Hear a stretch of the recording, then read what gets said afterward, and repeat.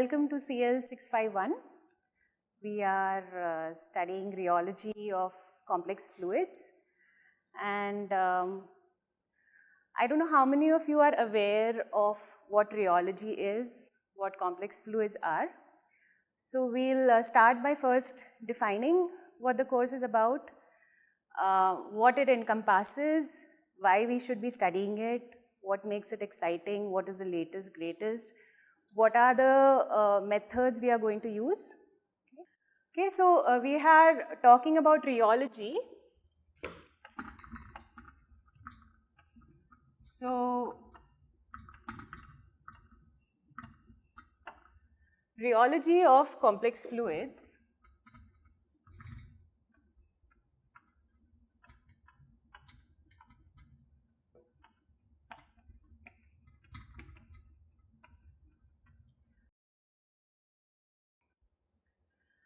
The first definition we need to understand is what rheology is, right?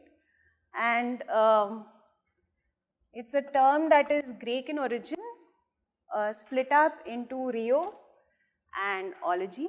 So, ology meaning the science of, and rheo implying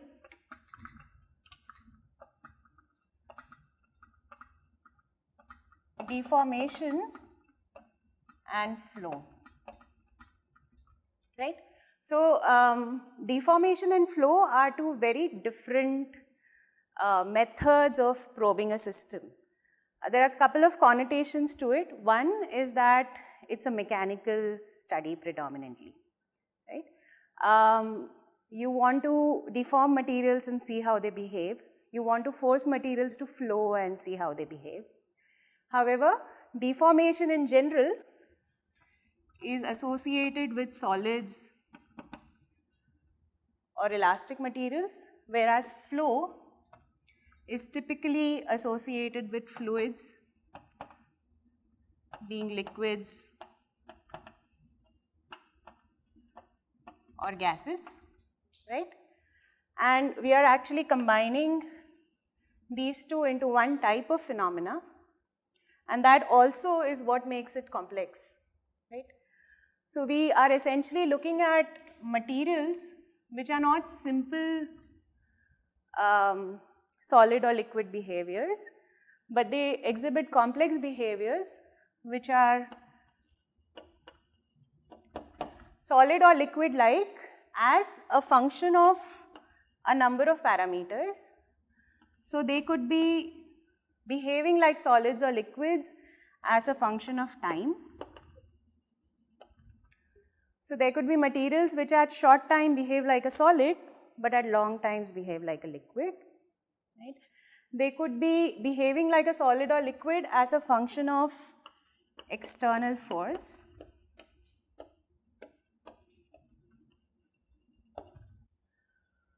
Or other parameters. We will populate this list further as we go more and more into the topic, right?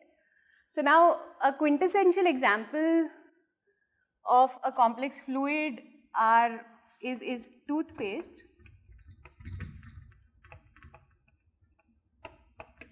And we rheologists like to invoke everyday examples because that gives us the perfect imagery, right? So toothpaste is one example, ice cream is another, right? And if you look into your kitchen or your hostel's kitchen, you will find that almost every material out there, every cooked food, a few raw materials are also complex fluids, right? So toothpaste is interesting because it's predominantly made up of liquid ingredients, but then it exhibits a property that it will flow only after you squeeze the tube, right? So you squeeze the tube, it flows, you release, it stops, right? So this is an example of an external forcing, right, under an appropriate applied force, right? Why appropriate? Because a very small extent of squeezing may not force it to flow, right? So there may be some quantitative details here, but under an external force, it started flowing.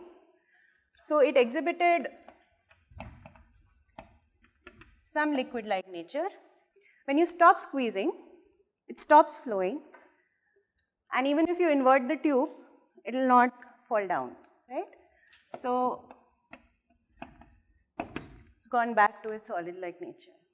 When you apply it on the toothpaste, again it remains there as it is, right? It doesn't flow down, doesn't go into the bristles of the toothpaste, and so on, right? So this becomes a pretty standard example of a complex fluid, right? Now, and this is one of the exercises you will be looking at, is what are the other different types of examples of complex fluids. And what we would like to do here is kind of characterize them a bit and also classify them. So,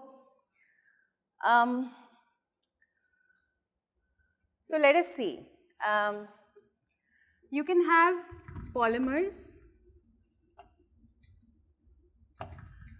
So within polymers, which are, you know what polymers are, these are macromolecules.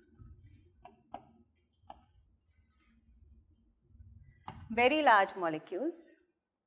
So polymers would have chemical bonds between the monomers that would make them large molecules, but you could have physical association as well that also could give you a macromolecular type interaction. For example, sugar solutions. Concentrated sugar solutions allow you to structure, right? You can form wires and other kind of exotic candies with sugar, right? And that is due to the physical association of hydrogen bonding between sugar molecules. In general, macromolecules present as solutions, melts, cross-linked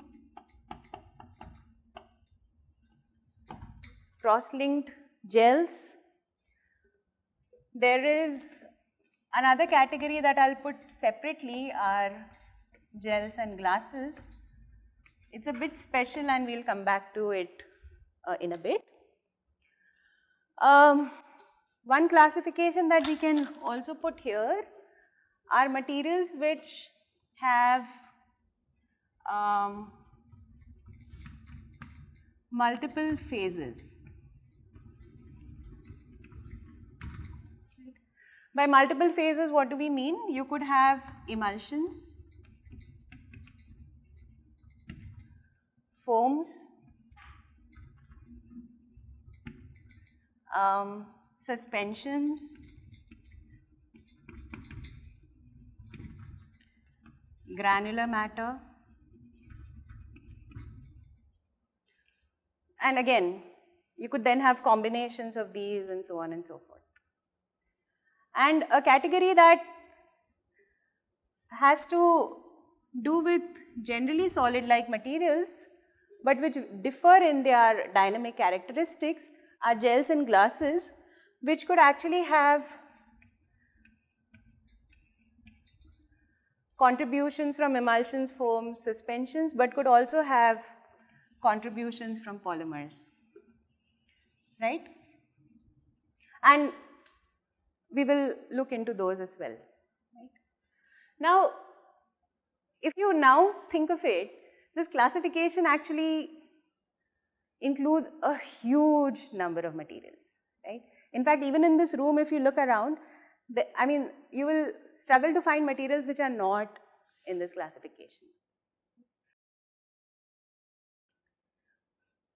So let's look at a couple of examples of each, right? So if you talk of emulsions, a number of examples come to mind. Milk, a day-to-day example. Paint is another example. A lot of creams and lotions would fall under the emulsions category. Right? Think of foams, ice cream, shaving foam, all of those would fall under this category.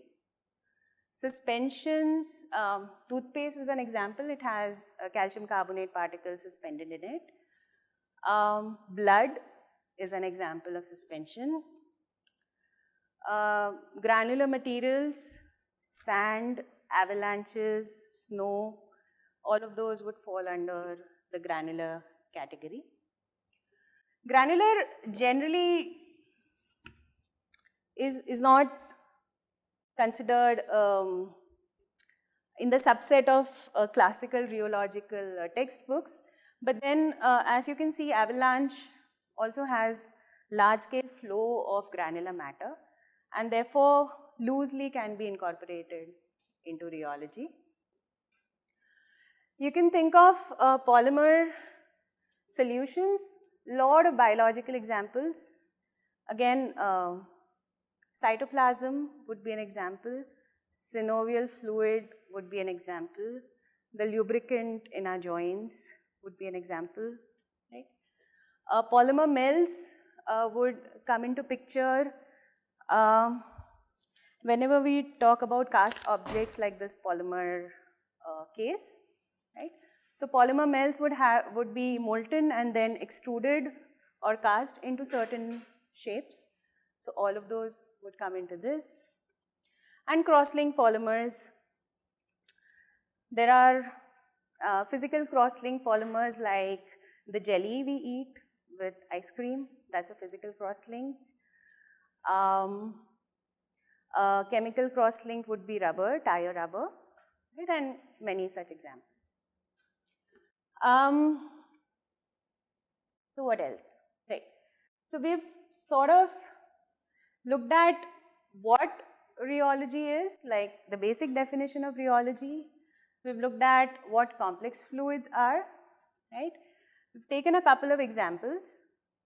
And if you then see why should we study these materials, right? So the question is, why study this?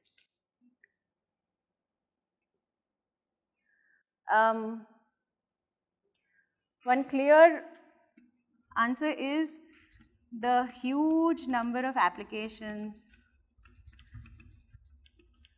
that these materials have. Right?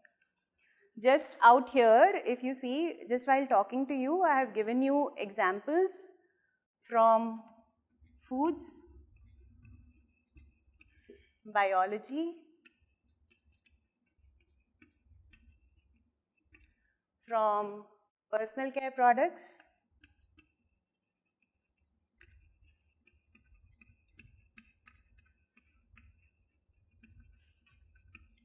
what else did we have? Food, biology, personal care products, other automobile industry example, right? And it doesn't end there. So to add a bit more to this list, rheology would be important when making batteries, for example. So lithium-ion batteries have coatings on their electrodes. Now the coatings are made up of solid electrolyte materials, but the way you make those coatings, because solids you can't coat on a solid, right? So you make a slurry of that solid, add the necessary binder, which would be a polymer, then coat it on the aluminum foil or a copper foil, whatever it is, and then dry it and then press it, right? So then at the end of it, you would get an electrode. So unless you understand the rheology of the slurry and how it coats, you would not be able to make batteries, for example. Which other example could we think of? Okay, electronics. So LEDs, liquid crystal display.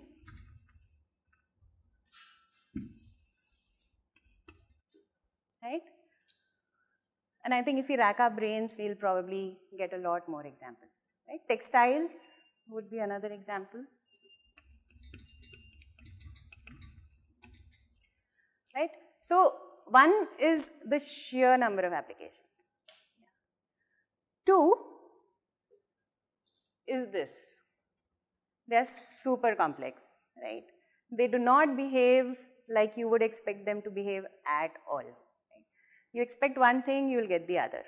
Right? I think those of you who worked on rheology, you know that it gets really complicated really fast. Right? And now, if it's complex, but has these huge number of applications, how are we ever going to deliver unless we understand what really drives this behavior? Right? So, the complexity of these materials emerges from what is known as the connection between microstructure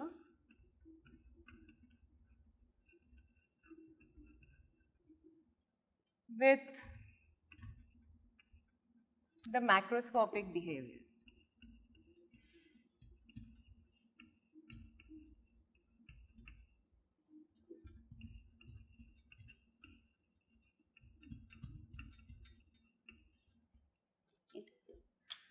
So, what do we understand by microstructure?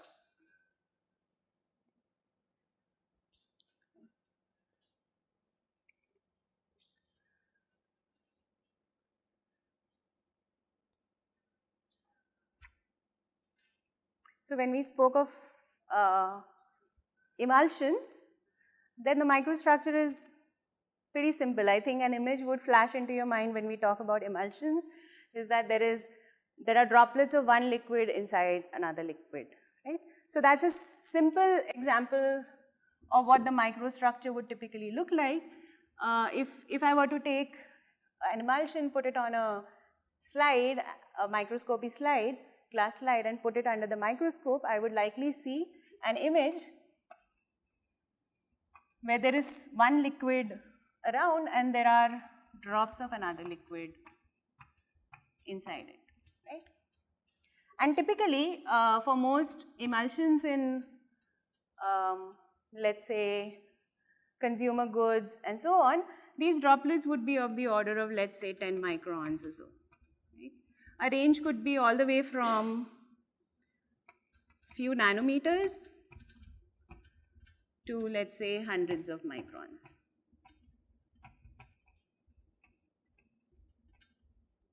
Right? So that gives me an idea of the microstructure. And there will be features to every microstructure.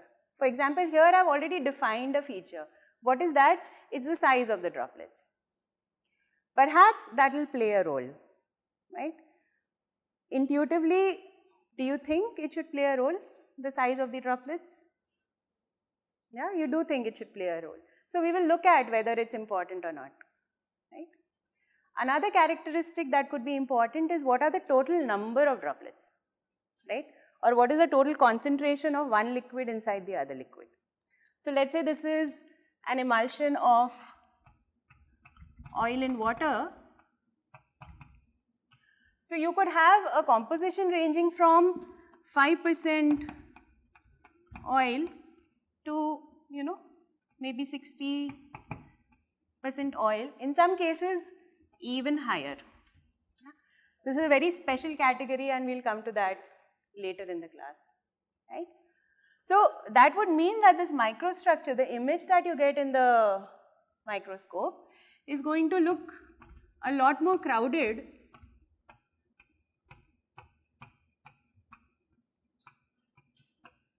when you increase the concentration, right? And that gives you another metric to evaluate the microstructure. So that would be the concentration or the density of inclusions. Right? Now, there could be a third metric that you also see from the microstructure. Could anyone tell me what that is?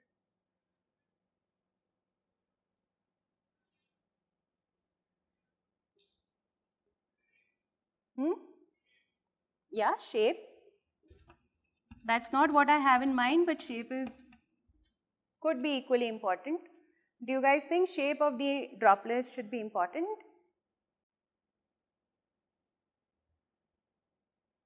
It could be.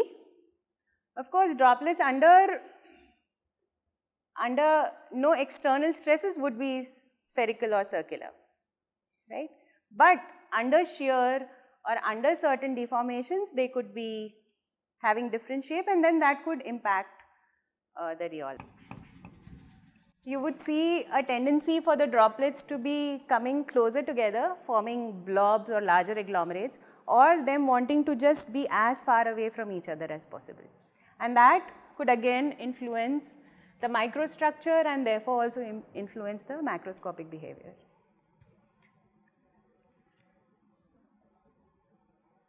Anything else comes to mind?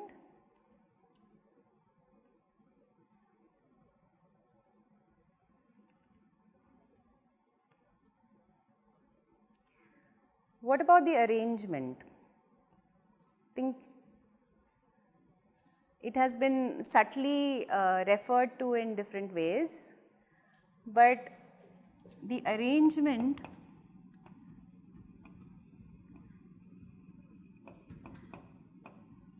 could that play a role?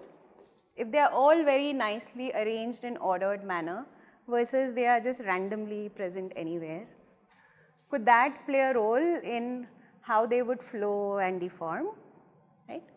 So there are so many aspects of the microstructure that are going to be important for us. And this we have just talked about emulsion so far. Now if you talk about suspensions, if you see, most of these would also come into picture there, right? Your microstructure may look something like this, right? You could have particles ranging from a few nanometers to much larger particles.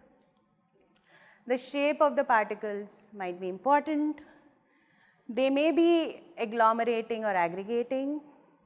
They may be undergoing Brownian motion. They may have attractive or repulsive interactions, right? They may be arranged differently in a lattice or in a random fashion, right? So again with suspensions, you will have all of these.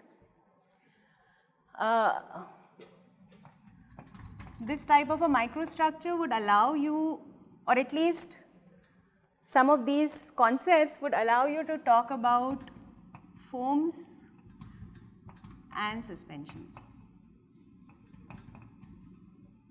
right? Now with polymers, the microstructural picture is quite different, right? Because with polymers, you're going to have really large molecules, right? And depending on the length of the molecule, the size of individual chain would be different. You could have different architectures of molecules. You could have branches, right? You could have charges on the polymers. So for example, this could be a negatively charged polymer, in which case it may want to stretch out, right, to incorporate the negative charges. Right? And now if you see, looking at these two images, a polymer which is stretched out is going to occupy a lot more volume than a polymer which is collapsed. And so again, these properties would influence how the rheology of the polymer melt would be.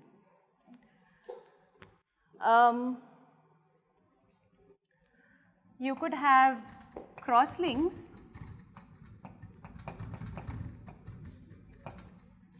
in which case there would be polymer chains.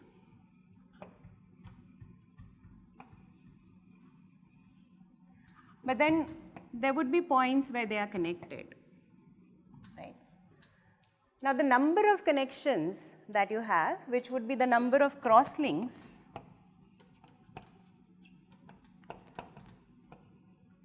per unit volume, right?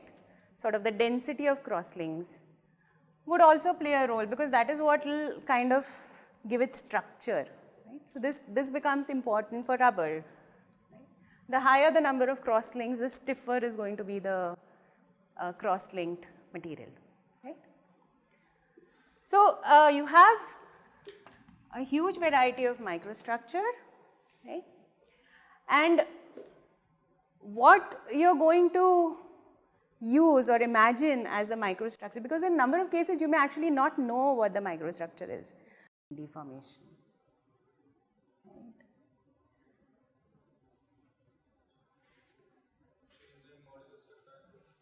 Sorry? That's right. So you will have a change in modulus over time. So we haven't systematically officially defined modulus, but I think all of you understand what modulus is, the ratio of stress over strain. So we are calling this as the change in modulus over time, right? What does that mean? It could possibly be an example such as you've kept, let's say you've taken an elastic band and we have now stretched it. So imagine if this was the elastic band and if we keep it stretched, right? And we hold it under stretching for a really long time, right? It's possible that given the force that I've applied, it may extend by maybe 1% or something. But if I keep it stretched for, let's say, a day, 2 days, and so on and so forth, it's possible that it may stretch a bit more, right? So the effective modulus of this material would therefore be lower at longer times, right? So there'll be a certain time scale, as we like to call it, over which the material will comply to the applied force, right? And over that time scale, the modulus may be lower or higher in some scenarios. Oh, that reminds me, there's a class of complex fluids that we did not list there, are those which respond to external fields. So for example, electrorheological fluids, ferrofluids, magnetorheological fluids. You will also have active matter-based rheological fluids, right? So I mean, time permitting, we'll discuss a bit about those as well. You can add that to the class of complex fluids that we had discussed earlier, right? So, right. So deformation, time dependent, you can have a change in modulus over time. What else? What about flow? Any complexities under flow?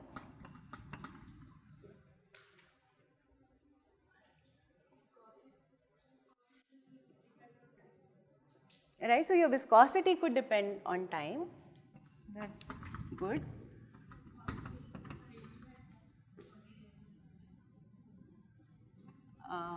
One second.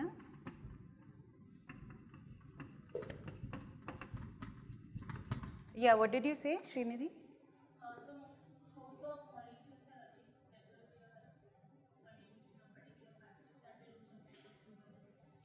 That's right. So actually, the arrangement in all of these scenarios, it's the microstructural arrangements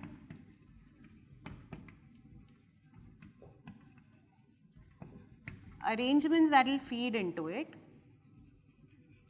and we'll come to that again in the discussion, right? So now coming back to viscosity changing as a function of time, would it be increasing or decreasing, or could it be both? So actually there will be examples of both, right? So you could have thixotropic materials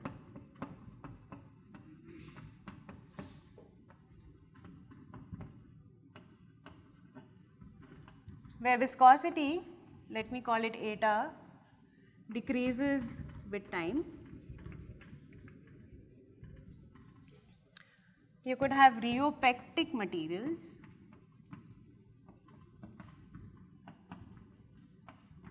where viscosity increases with time.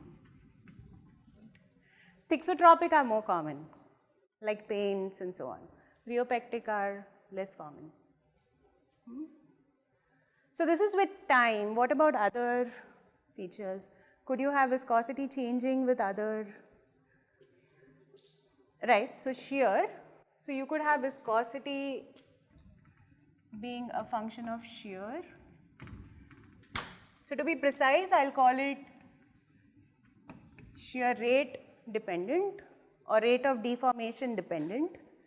We'll systematically define all of those things for those of you who are not from chemical engineering or mechanical engineering backgrounds. But for now, think of it as a rate of deformation. And so you would have shear thinning materials where viscosity decreases with increasing shear rate. You could have shear thickening materials.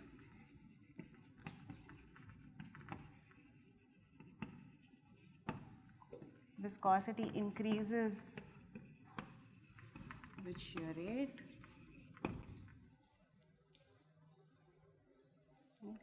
So, the common example of shear thickening is cornstarch suspension.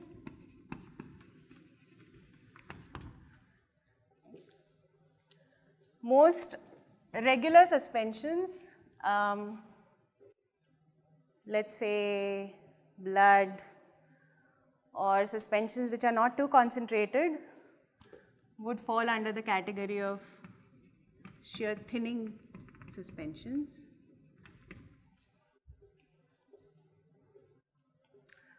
Polymer solutions are generally shear thinning.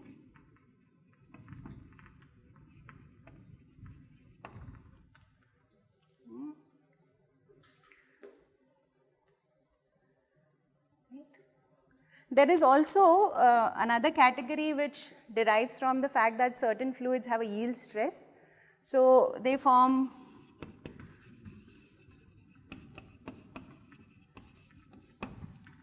another category which are Bingham plastic materials. But then you could have Bingham plastic which is shear plus shear thinning, Bingham plastic plus shear thickening, you can have different combinations.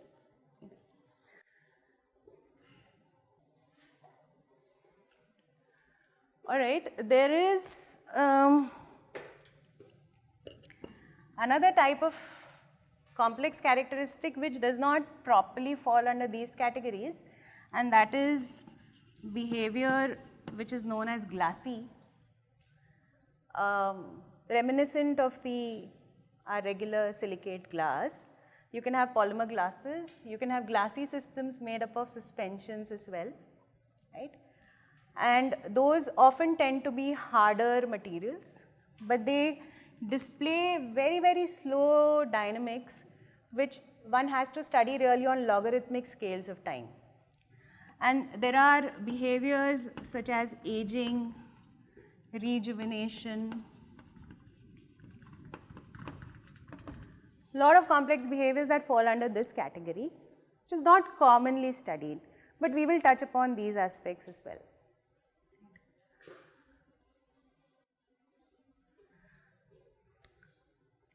Now, a couple of things here. If you were to understand this gamut of features, one, it gives you the ability to become a master designer of materials, right? So, you want a certain feature, if you understand that, you know, adding this in this polymer to a certain solvent gives you a certain shear thinning effect, right? Or if it gives you a certain gel formation, right? So, then you can mix and match properties and be able to create materials that have the desired properties under desired conditions. So, for example, hydrogels are used for drug delivery, and I think anyone and everyone who has heard of biomedicine has heard of drug delivery systems made up of gels, right? Now, these gels can be designed to be triggered by pH change, to be triggered by temperature change, right? They can release drugs slowly over time. You can also have gel suspensions which, when injected into the body, during injection they are fluid, but after injection into the body they will become a solid and they will remain there, so that they slowly release the drug over time, right? Now, all of this is possible because you can tune with the properties of the material using some fundamental combinations, right?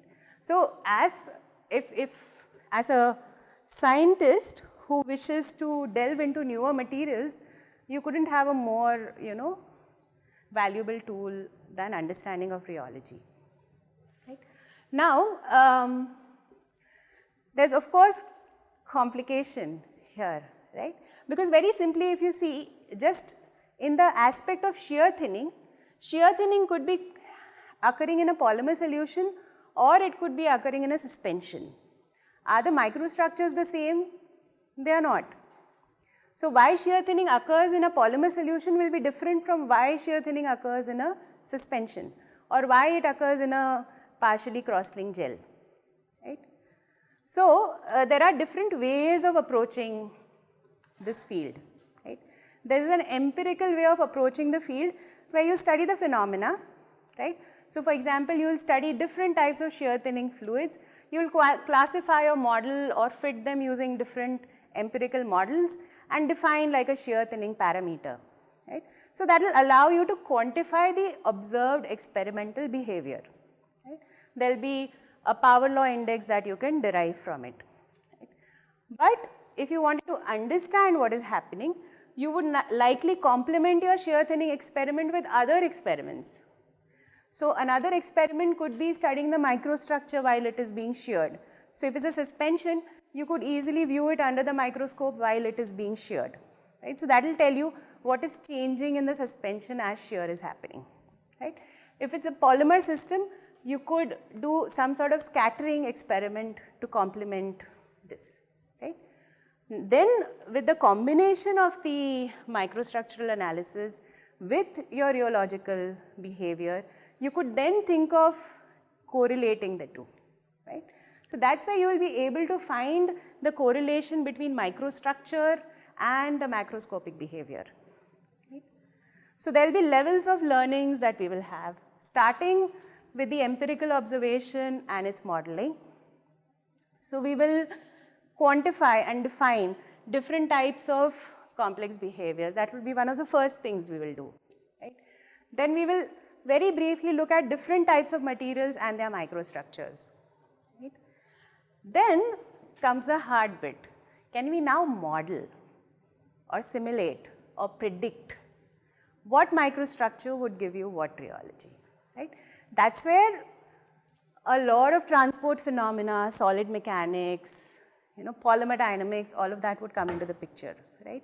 So it would be a Herculean task for any one of us to do all of it, right? So what we'll do is we'll sort of graze the surface of all of these so that you get a flavor of each, right? There will be a course project for each one of you in which you will get the opportunity to delve deeper into whatever you find interesting, right? So someone may find polymer gels interesting, someone may find suspensions interesting. That you'll be free to decide, right? So that's how we will be approaching this course, okay? There is maths involved. So those of you who are from chemistry and biology background, if you happen to find it difficult, you can let me know and we can see what we can do to give you an equally hard thing to do separately in your field, right? We won't be able to do it for the engineers though. So I think all the engineers, I have more or less ensured that you have a good transport background, so you should be able to handle the math. It's not really difficult actually. So if you've done advanced transport as an MTech course or an undergrad course, you should be able to handle this, right? Okay, so that is it. Let me see what else we have to discuss. We say shear thinning or shear thickening, we say viscosity increases or decreases shear weight. So time dependent. So how is it different from thixotropic and hypertrophic? Right. So, and yeah, so often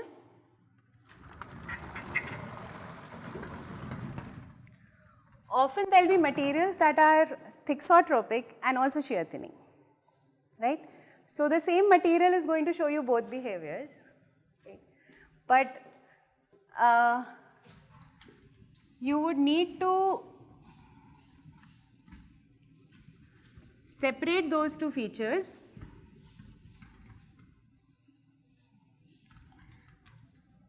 in an aspect like this. So for example, if I were to perform an experiment, well, let's say you take, and I think, oh yeah, sorry, I forgot, just a segue. We will also look at different ways in which rheological characterization is done. Very, very briefly, what are the different practical apparatuses that are used, the various rheometers and so on and so forth. And the reason I was reminded of rheometers is because imagine conducting an experiment with, let's say, shaving cream or whatever, and you take that cream and put it between two plates and start, inducing shear motion between the two plates. Then you can then sort of measure the viscosity. There will be a speed of shearing that will give you an estimate of the shear rate. There will be a force required to shear that will give you an estimate of the shear stress. And then you can estimate viscosity as the instantaneous viscosity as a ratio of the shear stress to the shear rate. Right? I think all of you know this, but just to cover our ground, your shear stress will have units of Pascal, shear rates would have units of second inverse. So viscosity is going to have units of Pascal second. That is the SI unit. So now this viscosity of the material that you are measuring, let's say the shear rate gets fixed. Let's say we fix it at 10 second inverse, right? If the shear rate is fixed at 10 second inverse, you are no longer talking about shear thinning, right, because shear rate is fixed. At this point, right, if let's say your viscosity as measured over time keeps to decrease, maybe reaches a plateau, right, then this is telling you this is thixotropic in nature.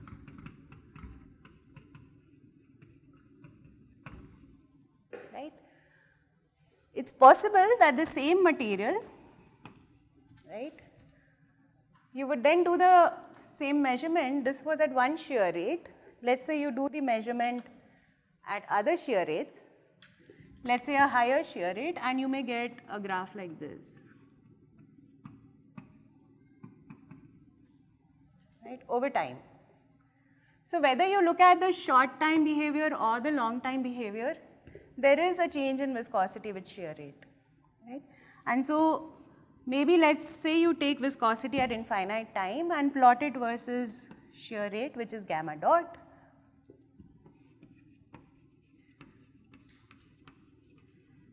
You may find that viscosity decreases with shear rate as well, right? So this tells you this is shear thinning, right? Yeah. So the same material, for example, a dense suspension is going to show you both of these behaviors, and that can be explained using the microstructure. How? It has to do with the arrangement of the spheres in the dense suspension, right? As you're shearing the suspension, you're forcing the particles in the sphere to actually flow along with the liquid, right? And as the particles flow along with the liquid, they will over time start arranging themselves in layers so that they avoid each other, be comfortable in their own space. And as they sort of arrange themselves into layers, you will see that the viscosity decreases over time. At the same time, if you do this much faster, they arrange into layers much faster, right? There's a lot of viscous stress around to allow them to change their rearrangement, and that would also give you this behavior. Both can be tied to the microstructure. Both would feature differently in your rheological experiments, but you can always design experiments to sort of find out these behaviors, identify these behaviors. Other questions?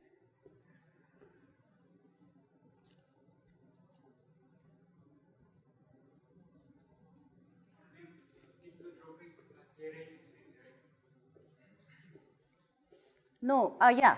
So in thixotropy, by definition, it means that it's changing over time. But there are thixotropic tests where a shear sweep is done. That also gives you an idea that the material is thixotropic. Okay? But by definition, this would be the graph you would want to see for thixotropy. So here, gamma dot is fixed. Here, you want to compare them at similar times, right?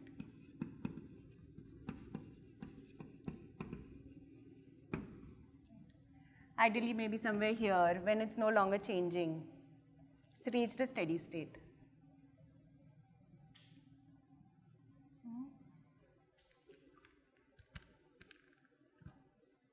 Other questions?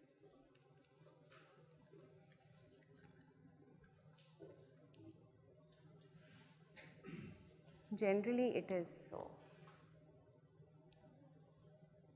Yeah. But I need to check, I need to be sure that there is no contra example to this, but generally it would be so. Because if shear is inducing a change in microstructure, then if that is happening over time, that will also likely also happen with higher shear rates. So generally you will find that. But the counter is not true. Not every shear thinning liquid is thixotropic. So typically, simple suspensions of the order of, let's say 30% volume fraction, that is 30% concentration of particles by volume, they would generally only exhibit shear thinning but not thixotropy. Right? But if you start having interactions, like attractive interactions, then thixotropy would also come into picture.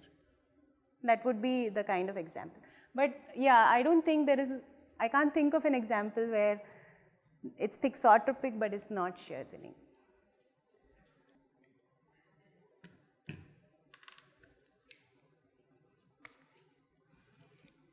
So we've sort of defined a number of phrases, and maybe we can take time to just register those again in our minds. You know now what we mean when we say microstructure.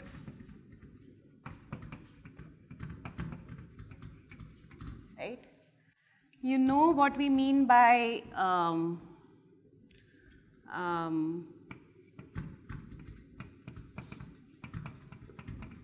elastic viscous behavior,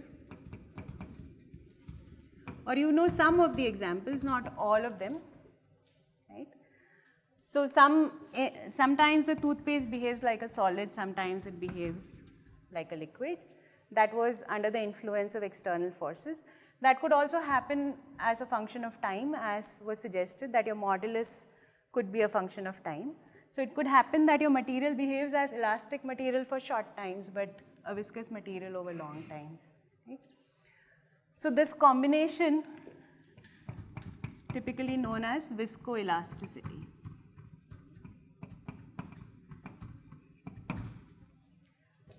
By the exact definition, viscoelasticity actually means that your modulus, typically referred to as G, using the symbol G, is actually a function of time. That's the original exact textbook definition of viscoelasticity. Right?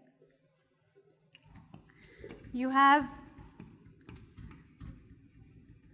heard of shear rate, shear stress,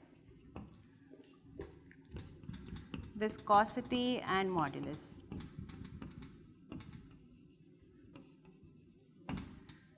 These terms will keep featuring in our discussion over and over again.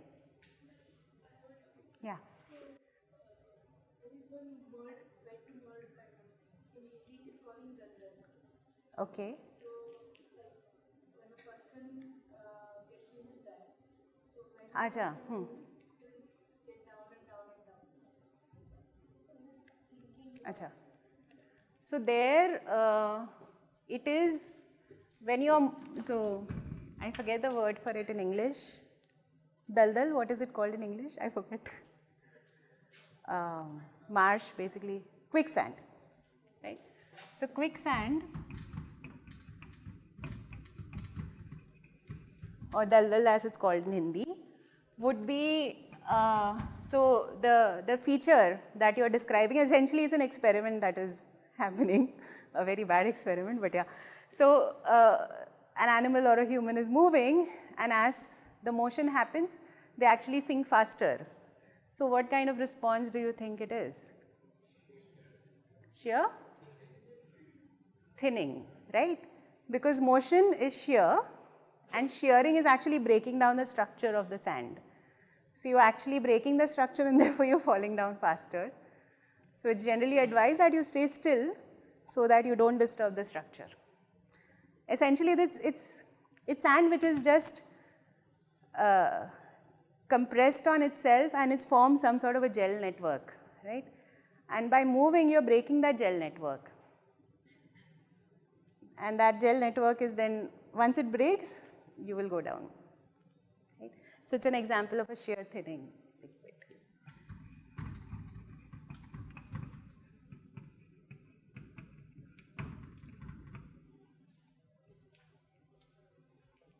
It's a good example. I'm going to use it next time I teach this.